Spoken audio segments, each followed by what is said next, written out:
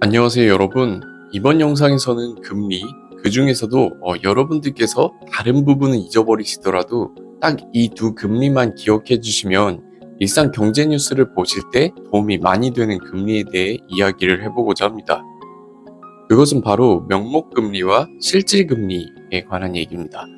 여러분들께서 가끔 뉴스를 보시면 남미 등 우리나라보다 국가 경쟁력이 떨어지는 나라에서 기준금리가 20%를 넘었다는 등의 보도를 보신 적이 한 번쯤은 있으셨을 겁니다.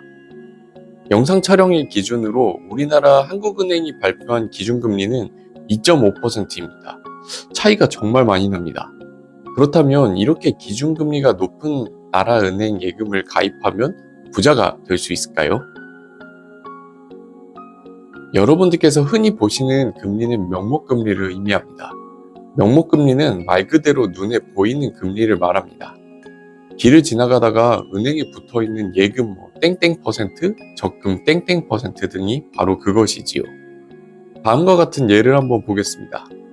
X나라 한 은행의 1년 예금 금리는 4%이고 그 나라의 연간 물가 상승률은 1%입니다. 또 다른 나라인 Y나라 한 은행의 1년 예금 금리는 20%이고 그 나라의 연간 물가 상승률은 20%입니다. 이러한 경우 어떤 나라 은행 예금에 가입하는 것이 적절한 선택일까요?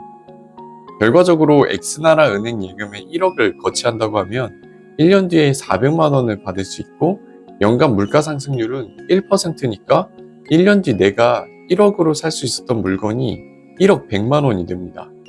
따라서 300만 원의 실질적인 이익이 남는다고 할 수 있겠습니다. 그러나 Y나라 은행의 1년 예금 금리는 표면적으로 보았을 때 20%나 주니까 1억 2천만 원이 미래에 생기겠지만 그 나라의 물가 상승률 역시 20%라서 1년 뒤 내가 1억으로 살 수 있었던 물건은 1억 2천만 원이 되기 때문에 1년 뒤 이자로 인한 수익은 전혀 없게 됩니다. 그래서 우리는 금리를 생각할 때 반드시 물가와 함께 생각해야 합니다. 눈에 보이는 금리가 아닌 물가를 제외하고 얻을 수 있는 실질적인 수익률을 바로 실질금리라고 합니다. 정리하면 명목금리는 실질금리 플러스 물가 상승률이 되는 것입니다. 그럼 여기서 좀 똑똑한 분들은 반드시 이런 생각 한 번쯤은 하실 수 있을 것 같습니다. 그렇다면 명목금리가 높으면서 물가 상승률이 낮은 나라로 이민 가서 착실하게 저축하면서 부를 늘리면 되는 거 아닌가? 네, 이론적으로는 정답입니다. 그러나 우리는 다음과 같은 한계에 봉착합니다. 2025년도에 발표된 물가 상승률이 1%라고 가정해 보겠습니다. 그러면 여러분들은 이 물가 상승률을 고려하여 2026년에 도달하기 전까지 열심히 계획하여 돈을 모으려고 할 것입니다. 우리는 이전에 실질금리의 개념을 확실하게 알게 되었으므로 금리가 최소 1%는 넘어야 손해를 보지 않겠다는 생각을 가지고 은행에 돈을 맡기려고 할 것입니다. 그럼 여기서 질문. 은행의 예금 금리는 최소 몇 퍼센트 이상이 되어야 할까요? 정답은 알 수 없다입니다. 은행의 예금 금리는 가입할 때 이미 결정이 되어 있습니다. 즉 명목 금리는 확정된 것입니다. 그러나 이제 물가 상승률은 알 수가 없습니다. 앞에서 2025년도 물가 상승률이 1%라고 언급한 것은 과거의 내용입니다. 따라서 다가오는 2026년도의 물가 상승률이 얼마가 나올지는 알 수가 없습니다. 즉 2025년도의 물가 상승률을 1%라고 예측하고 은행 예금 금리를 1% 주는 곳에 거치하면 손해가 없다고 판단하는 것은 만일 2026년도 물가 상승률이 1%를 초과해서 상승할 때 어긋나게 되는 것입니다. 그렇기 때문에 단순히 과거의 명목금리와 물가 상승률을 보면서 미래의 수익률을 판단하는 것은 어렵습니다. 실질금리는 명목금리에서 물가 상승률을 뺀 내가 실질적으로 얻을 수 있는 수준의 금리를 말합니다. 결국 실질금리가 높다는 것은 대출을 받는 입장에서는 지불해야 하는 비용이 많아지는 것을 의미하고 예금을 하는 입장에서는 반대로 얻을 수 있는 수익이 크다는 것을 의미합니다.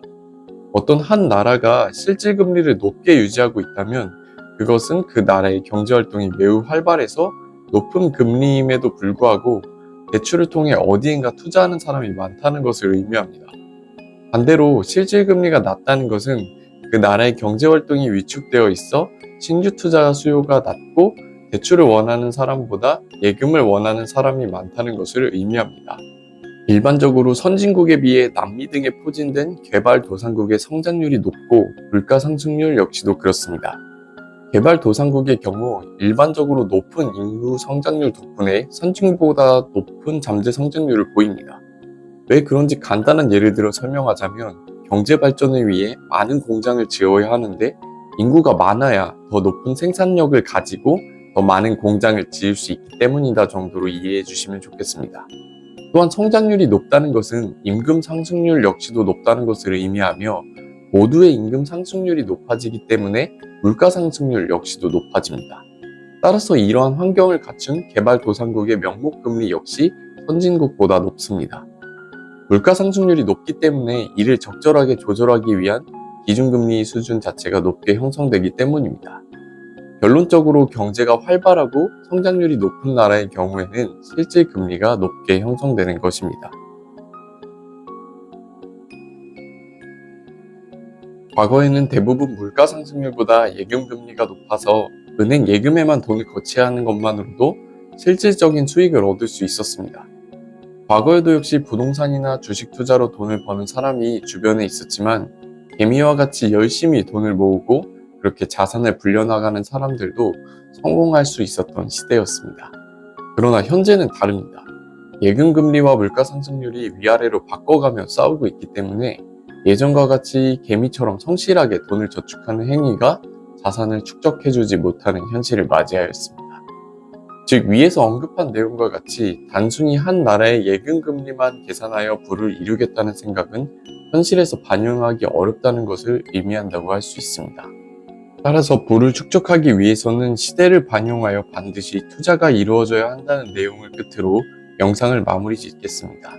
감사합니다.